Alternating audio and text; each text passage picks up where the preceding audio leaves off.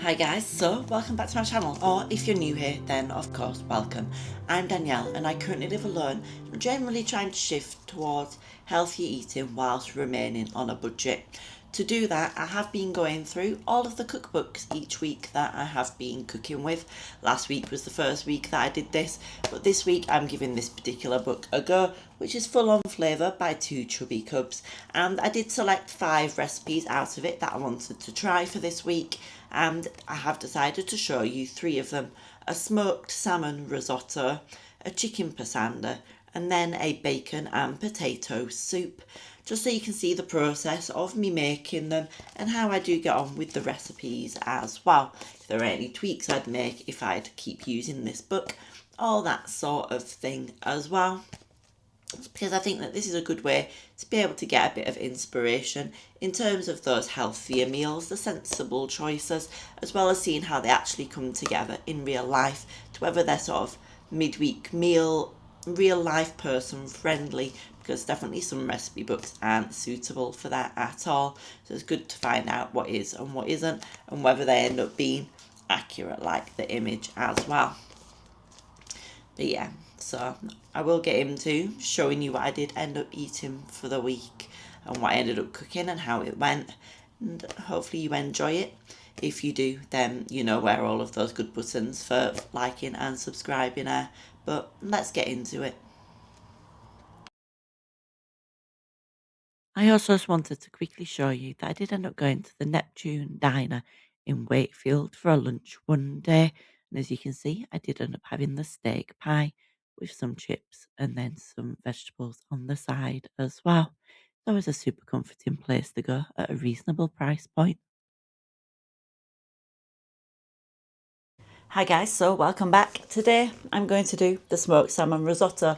It is Monday evening. I've done an 8 a.m. till 6 p.m. shift at work, and I love risotto. I actually find it a really relaxing thing to make, so I figured I would give it a go. So let's get to it. So as you can imagine, we do have the smoked salmon here, some butter, some risotto rice in here, some grana padano. It does mention parmesan, but I still had the rest of this to use up from last week. Oh, brown onion, some garlic. This will obviously turn into some vegetable stock. There's some wine in there as well, and then there's some dill. So I have already prepared the onion and garlic off camera, and if I sound a bit funny, it's because the onion was very pungent. I purchased it a couple of days ago and it was super obvious that I did. But I'm just going to heat this pan up and put the onion. It says to finely dice it. My dicing skills vary in terms of skill. And then it said to crush the garlic, but I haven't replaced my broken garlic press yet. So I just kind of chopped it as well as I could. And I will just get this all heated up and let that all soften down. It says for 45 minutes. It'll probably take a little bit longer. And in the meantime, I'm just going to get on with grating up the cheese that I need to, and I have already weighed out my rice as well. I am obviously doing generally about half of a portion. I've obviously done the full amount of onion and garlic that it said, but everything else I will be halving, so it does make 2 amounts instead of that full 4. But yeah, I do appreciate that. I'm probably a bit of a weird person perhaps for choosing to enjoy cooking a risotto on such a sort of a long weekday.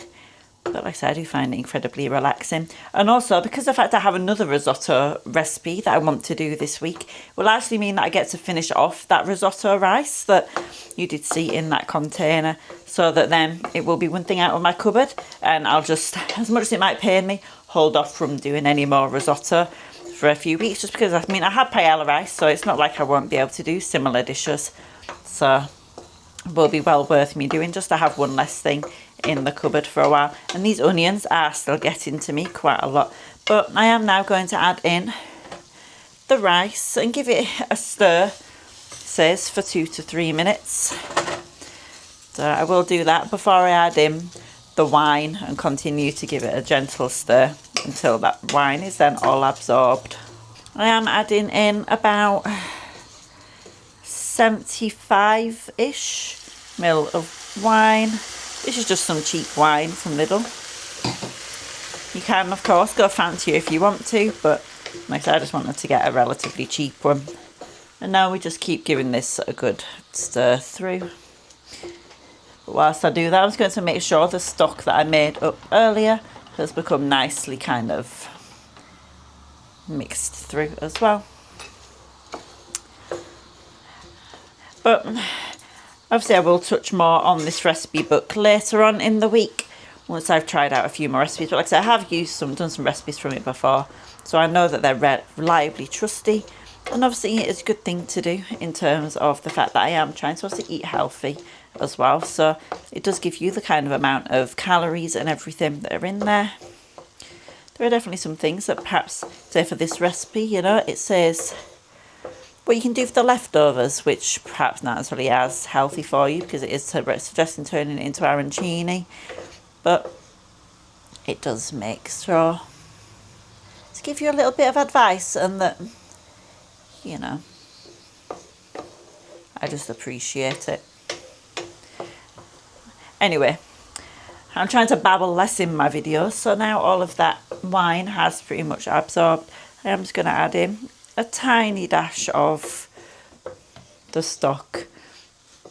And it says obviously to keep repeating until it is all absorbed. And this one does say to stir continuously, which is something you are definitely supposed to do with risotto. I will say I'm finding it a bit odd. It's suggesting me to do it into this sort of pan rather than just into a saucepan. But as you know, if that's what the recipe says, that's what the recipe gets. So I'll just keep adding more and more stock on until this rice is cooked. All right, we are on the home stretch. When the rest of this liquid disappears, this will be able for me to take it off the heat and add in all the remaining bits that need to go into here as well. And I did just want to point out to anyone that isn't keen on dill, which I'm obviously going to put some in now while there is a small amount of time left for it to go, just where I am using dried instead of fresh. I do just want to make sure that it has a little bit of that in here. But the recipe book does say, note, if you're like me, dill is one of those tastes that leaves you cold. If so, swap it out for chopped chives. So if you don't happen to have dill, if you don't want to get fresh dill, if you don't already have dried dill, but you find that you're more likely to get through sort of chives, so you might even have like a mini chive plant or something, then do go ahead and use that instead. I do also have dried chives, but definitely dill is one of those more speciality, or not necessarily speciality, but random herbs that you might not necessarily want to purchase all the time. So it definitely recommends doing that as well, which I hugely appreciate. Something about this book, the way that it does give those alternatives as well. Like I said, we'll go through the book a little bit more when it comes to the end of the week, especially comparing it to the other risotto, which is amusing because I believe that in this book, the only other risotto that I am doing may very well be the only other risotto in the book, but both of them, they point out, are using up odds and ends as well, which again is definitely a useful thing for a recipe book. But the one thing that I find, and this is a very specific and niche me problem perhaps, is that I really struggle to just eat one portion of risotto. So perhaps me making 2 portions of it will actually be a bit of a bad move in terms of my calories for the day, but we will see. Anyway, when this has finished, I will be adding all of that other stuff in, the salmon, the butter and the cheese, and then I'll finally be able to serve it up and tuck into it, and I'll let you know my thoughts. All right, here we go. That is pretty much all sort of liquid free now. So it does say to remove it from the heat, but I've just turned it off because the pan will stay hot anyway. I understand why they've said to do that, but before I take it off the heat completely to add the salmon in, I'm just going to add in the grana padano and the butter as well, just to make sure it is able to get nicely incorporated into everything. Especially because my butter was, even though I chopped it from the fridge before we did start getting on with doing anything, it is still pretty on the solid side. So I just want to make sure it does have that chance to melt properly. There we go, that's coming along nicely. As always, the smell of cheese and melted butter in rice tends to make everything better. So this is smelling fantastic right now. But let me just officially move it off of the heat, so it won't make much difference, and add in this smoked salmon that I have here. There we go. Okay.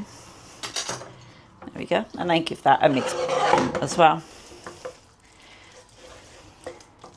I will say that the amount of salmon that it recommends isn't necessarily a huge amount. In terms of, you know, it says sort of 120 grams for 4 portions, so that is 60 grams each. It's not a terrible amount, but it's definitely not a huge amount either. But I have got that there, so let me grab a plate and serve it up. All right, so obviously I did 2 portions worth, so I am just going to attempt to do my best at just serving 1 portion up and make sure that I keep some salmon into the actual thing as well. So let's see here, so that's going to be 1, 2, 3, so a tiny little bit more, and then we'll be about even. And then I'll pop the leftovers straight into a Tupperware as well. Like I said, I do find that whilst risotto is great, that I do always look at it and think, I could do with serving a little bit more up, which, like I said, is definitely a me problem. And that's why I ended up needing to lose weight, because it's so easy to do that. But there we go.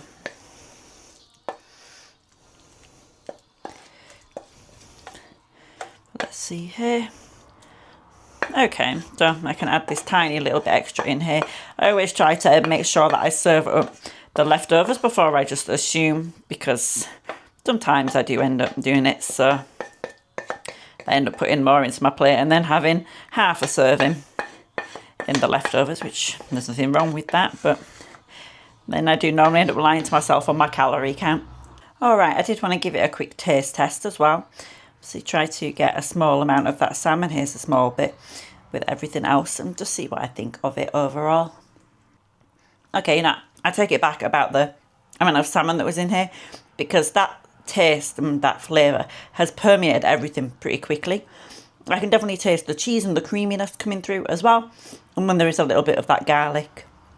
So whilst it obviously doesn't necessarily have a lot going on, it doesn't have salt, pepper or anything. Obviously it has the salt from the ground of Pasanda, but then the smoked salmon and everything really helped to lift this up. But I say you can tell with the creaminess and everything as well. So it's actually a really well balanced dish, and I'm definitely going to look forward to eating the rest of this.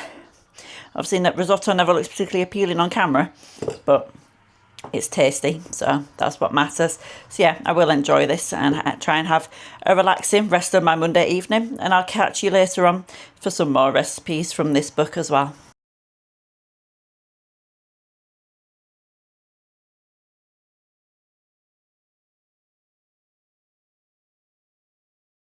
Alright guys, welcome back. Today is Tuesday, and I'm going to give making this chicken pasanda a go, which seems to essentially be a kind of a chicken curry. So I do have all of the ingredients out here. It's pure chaos, to be honest, right now. So I have the yogurt, have some garam masala, I have coriander, turmeric, and then cayenne pepper. It says about using chili powder, but I don't have any. Then I have a little bit of ginger, some garlic, an onion, 2 chicken thighs, coconut milk. This will be turned into obviously chicken stock, some coriander. I have some rice going as well, and that is all that I do need. So let's get started with cooking all of this up. All right, so I'm going to start by taking these 2 chicken thighs and chopping them up. It says into bite-sized pieces, so I'm very well aware that everyone's definition of bite-size is quite different, but I am going to do it. So I just cut long ways along here and then do them into about that size. I think that would be sort of a rough approximate. Obviously the smaller bits that you do it in, the quicker they will cook as well. But I am just going to keep doing this, and then I am going to put them into the pan that is preheating as well. I'm using my saute pan, so I'm just going to do that and throw them all into there just so that they can start cooking whilst I do the prep for everything else as well. All right, now the next step involves putting a lot of things into my kind of chopper, food processor sort of thing, and therefore when it says to do things finely chopped and stuff, I will probably do it all into there the first time just to make it finely chopped before I add everything else in, because That normally makes everything pretty smooth anyway. It won't necessarily make it as smooth as it does suggest in terms of the actual recipe, just because obviously it won't get it perfectly smooth. It isn't kind of a blender, but it should still do a decent enough job. So in here we've got the bits of ginger, and then I just have to get on with doing the garlic and onion, and then I'll come back once I've added that in there to discuss what else we're throwing in there as well. Alright, so I have given everything a good blend up, and now I'm just going to start by adding in all of these different pieces that I need to add in.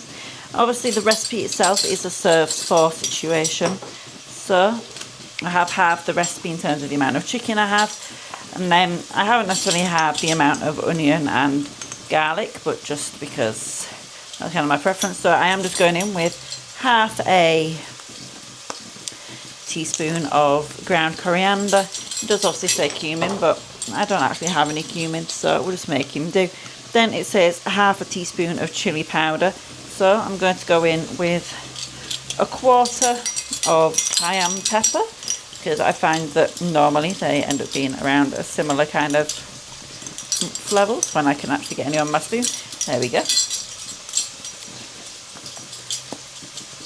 Apparently I'm making a big mess everywhere in doing so. And then the next bit, it says would be to have done half of turmeric, so I am again just going to do a quarter of this. You know, I never used to like the taste of turmeric when I was younger, but I've been adding it to my avocado, my cottage cheese and everything recently, so that's always fun. And then the recipe says half a teaspoon of garam masala, so that obviously then we are making it into a quarter as well. So throw that in there. Alright, there we go. There will be a few more things that I need to add in here as well, but I do just need to give my chicken a good stir around as well. Otherwise it'll all cook up on one side and would be completely raw still on the other side. So I'm going to turn over all of these chicken pieces. It does in theory sort of just say to cook the chicken and then get on with doing this prep, but I'm trying to save time, you know, it's a midweek and I don't want to be doing prep for things in advance. It is handy, don't get me wrong, it definitely serves its place very well in certain situations, but I am not always about that life. Right, the next step is, it says 120 ml of coconut milk, so if I'm halving that, that's 60 ml. There's 400 ml in here, so can I do some quick maths in my head? So be just over about six of it, yeah, somewhere in between there. Now I have given this a, so the issue is that my kitchen is incredibly cold, so it is pretty much all, yeah. So I'm just going to put in, you see here, 2 spoonfuls, because obviously normally a spoonful would be around 15 ml each if it was a teaspoon, so just going to have to wing that and hope for the best there. And then for the yoghurt, it says about the same as well. So let me just grab another spoon and dunk this in. There we go. It's probably slightly more than it should be, but I quite like the idea of it being nice and creamy, and obviously it'll be kind of counteracted by the fact that we do have that extra stuff in there. Now let me just bring this down a little bit, and then we can give it a good blend up. I will save you from that horrendous noise.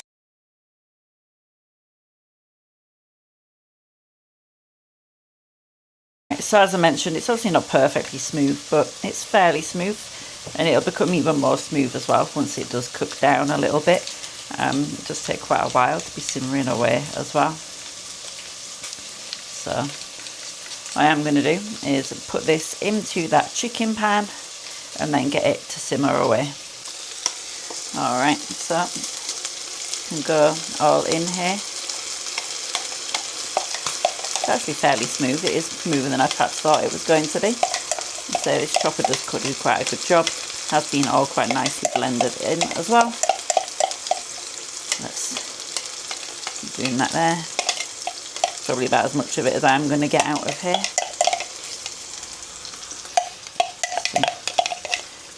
It's the one thing that I do just like about having to put things into one thing to move it to another thing is it obviously normally means that you lose some along the way as well. I'm going to give this a good stir.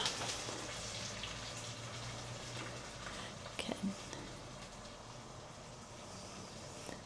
Yeah, so it says to do it so it's to a simmer because I've got it on around a medium, and then it says to drop it temperature wise for a little bit to keep cooking. Like I said, it says to do it for about an hour.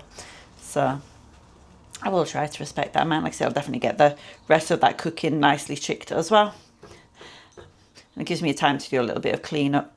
But there we go. So yeah, I will be back with you in about an hour. Like I said, I won't show me putting the lid on for you because it's pretty self-explanatory, but we'll be doing that in about 10 minutes and then letting it simmer away. So just wanted to cop on quickly whilst I'm waiting to put that lid on, because I was looking at my countertop and I was like, why do I have the chicken stock powder? And honestly, I don't know. I don't know where I've seen that. It isn't in the recipe anywhere. So perhaps it was when I was pondering doing one of my other recipes. So yeah, so just scrap the idea of that being in the recipe list. I haven't forgotten it. It just isn't there in the first place, and I was being a bit of a wally. I came in about 10 minutes early, and it's safe to say, after taking the lid off, that this is 100% cooked. Most of that liquid has completely disappeared at this point. So I'm just going to completely turn the heat off now and remove it from the heat and serve it up. Alright, so I obviously put my rice in there and I'm just going to serve this up on the side. Obviously this has definitely got a little bit more texture to it than the one in the recipe, just where I don't have sort of the food processor or a proper blender to make all of that sauce super smooth. I will say that the main smell of this would definitely be kind of the coconut. It's kind of a spiced coconut smell for sure, but hopefully it will be a delicious taste. So let me get a fork to pull the ends of these off, and then I'll give it a little taste test and let you know my thoughts. Obviously, as usual, the thing about this recipe is it doesn't have salt or pepper anywhere in here, so it could go one way or the other. It does obviously have at least sort of herbs and spices going on, mainly spices I think, but let's give it a try.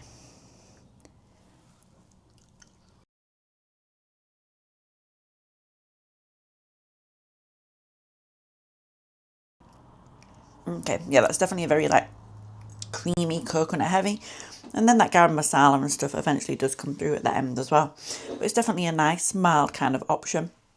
And the chicken itself is obviously super soft and melt apart-ish, as you can kind of see here, it sort of falls apart there, but it isn't dry or anything. All of that liquid has kind of got absorbed into it where the lid was kept on the pan, so it's actually a super yummy dish. I'm definitely pleased that I gave it a try. But yeah, there we go, one served up dinner. So definitely would probably do this again in the future. Obviously it took a little bit of time to do, but nothing too excessive. So yeah, well worth it. Another good book, or rather another good recipe from this book.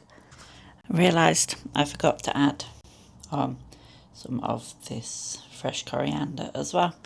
So I'm just going to do that. It'll obviously give it a little bit more freshness and vibrancy. So yeah, there we go. Time to tuck in now. Alright guys, today is Thursday when I'm cooking this recipe, and it does take a little while to do, so I'm getting started with it fairly early. It is the bacon and potato soup. I say it takes a while to do, it takes about an hour, so not a huge amount of time. You know, if you happen to be somebody that works outside of the home, you can always come back, get it started, walk away whilst you're getting other things done, maybe having a shower, tidying up, doing any sort of work at home stuff that you might need to be doing, you know, go to the gym, whatever it might be. But I am going to get it started now whilst I can. And like I said, it's the bacon and potato soup, so it'll come as no surprise for you to know that I have 2 potatoes, some garlic here that I can now use with my new garlic press. You'll all be pleased to know that I did pick the new one of those up in TK Maxx recently.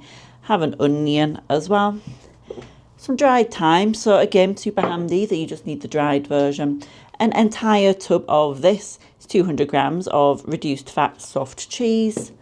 The recipe says 6 bacon medallions, but I'm going to use 8 because otherwise I have 2 left and that will just be mildly bothersome to me. And then also some chicken stock. If you're wondering why mine is the colour that it is, I do end up just using some of this one here, which is just some chicken stock powder. So for 500 ml of water, you only need about 1 tablespoon of it. So just put a couple of tablespoons of that into the water, and then that 1 litre itself of chicken stock. So I'm just going to chop everything up and go through the process with you as usual. As I'm doing that, I'll probably talk to you about my thoughts on this book as well, and obviously give my final thoughts as well after doing sort of a taste test of it, because this probably will be the last one of these sort of recipes that I get around to making this week. Or if I do end up making either of the other 2, I probably will just do it off camera, and I might, if I have any negative thoughts on them, I'll share my thoughts in the description box below as well. So step 1, a nice simple step, is to be spraying some oil sort of stuff into a pan over here and getting that to heat up. Now I'm doing it all in my saute pan. It does say you can do it in a large sort of saucepan, but my saute pan at least then comes with a lid. Don't think I actually have to cover this with a lid at any point in time. Just to say to reduce to low and to simmer, but it's kind of what I would prefer to go with. So like I said, there is 8 rashers or sort of a bacon medallions in here. Now I'm just going to go ahead and do all of them. And it doesn't say, yep, so I chopped them actually once I've actually cooked them up. So I will put them into this pan over here. See whether I can do them all at once. And then it says to set them aside and to let them cool before chopping them finely. So I will get a little sort of container out ready for them for when they are cooked up. Makes it a little bit easier, I suppose, than having to chop them all up in advance. I don't really think it would make a huge amount of difference if you did do it that way around, but there we go.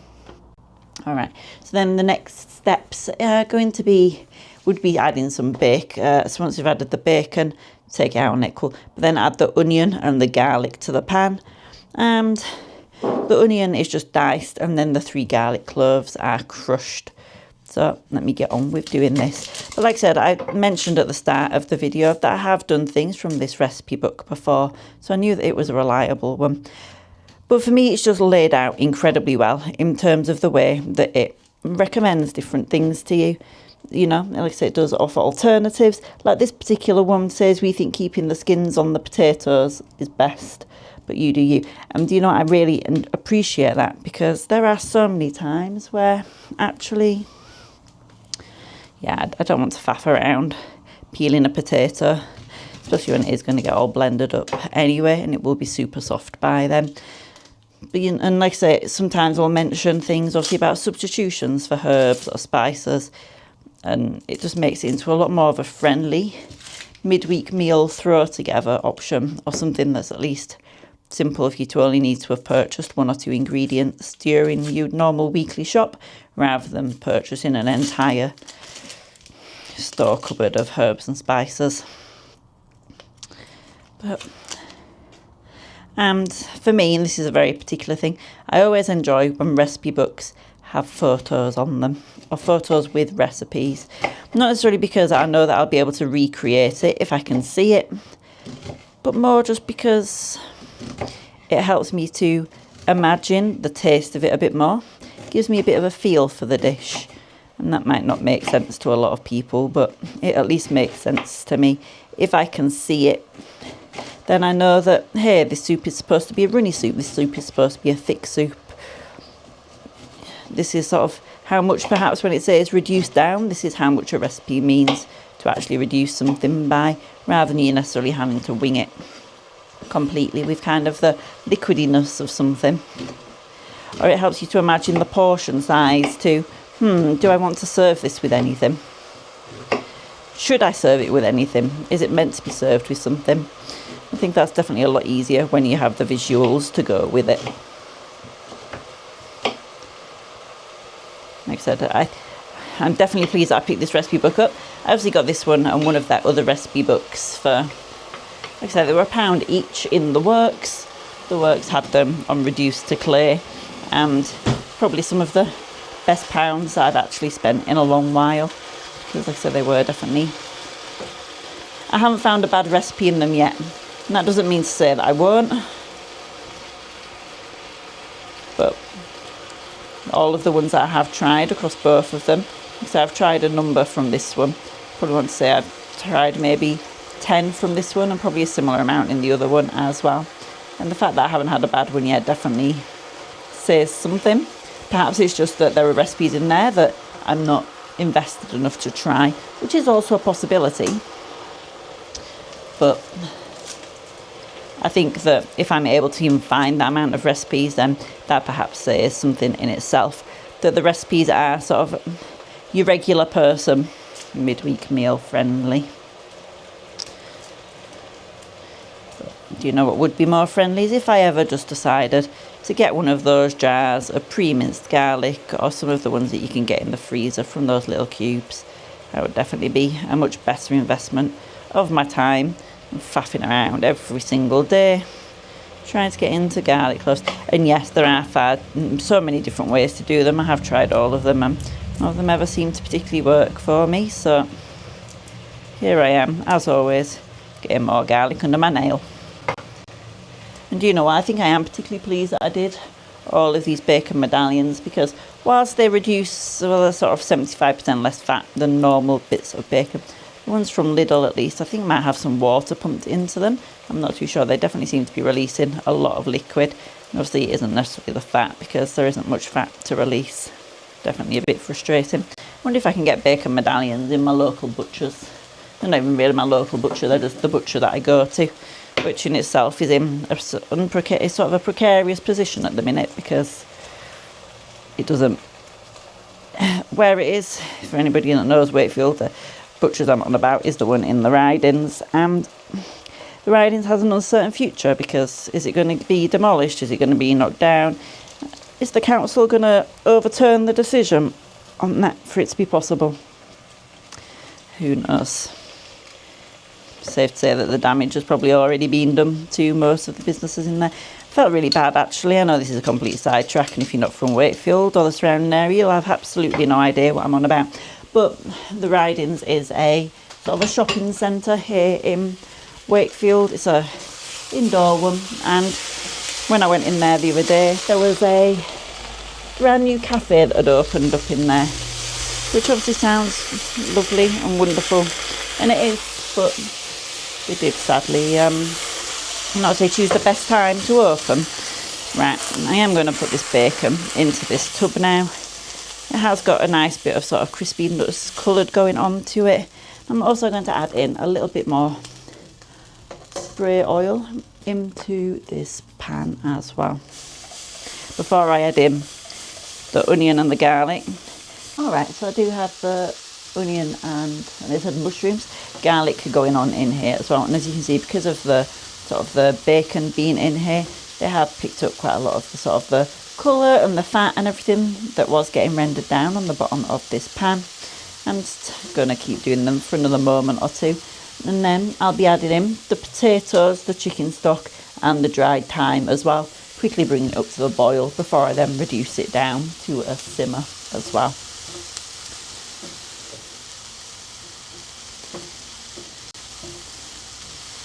So yeah, definitely pleased that I have focused more on this book, especially after last week. It has reminded me that there are definitely good recipe books out there, which I know sounds a bit silly, but sometimes after you encounter a bit of a naff one, it does leave you feeling a little bit deflated.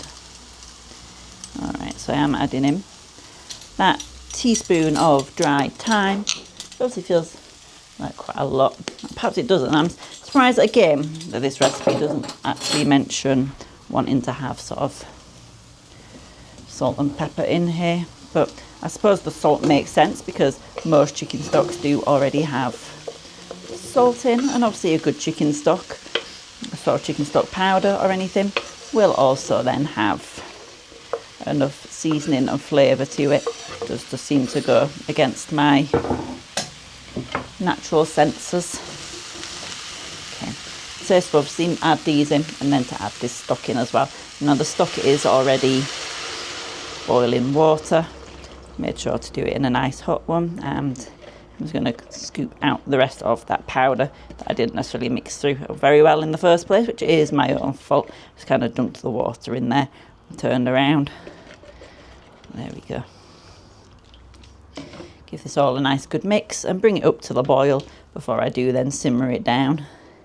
You can see all those bits of thyme going on, and then there's obviously all of the onion and everything mixed through as well with a nice solid amount of those potatoes. So yeah, let's bring this up to a boil and then I'll let it start to simmer away, and I'll be back in about an hour after that. Alright guys, so it has been about an hour and I added more water in here and everything, and as you can see it has still ended up being super, well, not very liquidy. So I do have my hand blender ready to go, stick blender, whatever it is that you want to call it, immersion blender. It's got about a million names. This one views itself as being a hand blender, so we'll just go with that. But then I am going to give it a bit of a blend.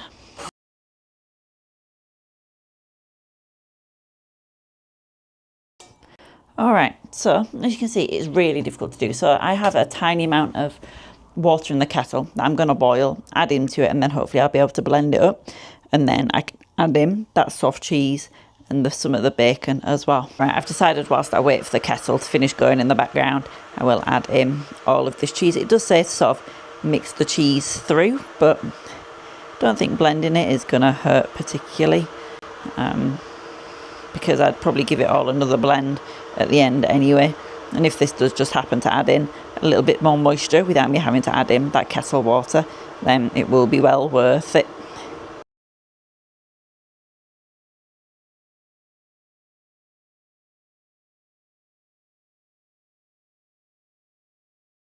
Alright, so I haven't had to add any more water in here, so I definitely think trusting the process or trusting my judgment of adding in that soft cheese has paid off, because now it is fairly smooth. There are definitely some tiny lumps in there, but I don't mind that particularly in a soup anyway.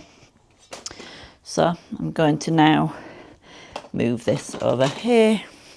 Try not to make too much of a mess by getting it out of the actual blendery bit of this as well.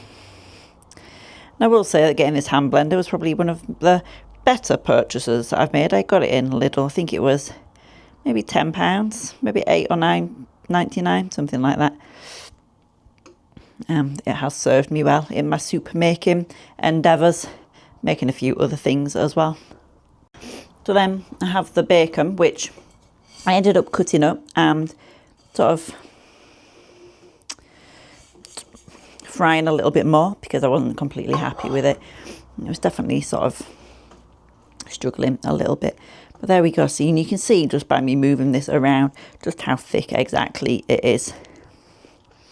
But this recipe does obviously serve 4, so what I am going to do is I'm going to scoop it into a bowl and 3 containers with my ladle in equal sort of parts, and see how many ladles worth we end up getting from it as well, which I think will be a fairly interesting thing to see, just because obviously then you'll be able to get a good judgment in terms of portion sizes and everything.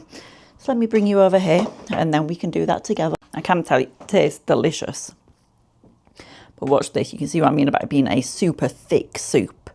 Like I said, I added in extra water and I could obviously get away with it because of my stock powder. But if I hadn't, I was coming back to like, I came back in at one point to just potatoes, and that was maybe 35, 40 minutes in.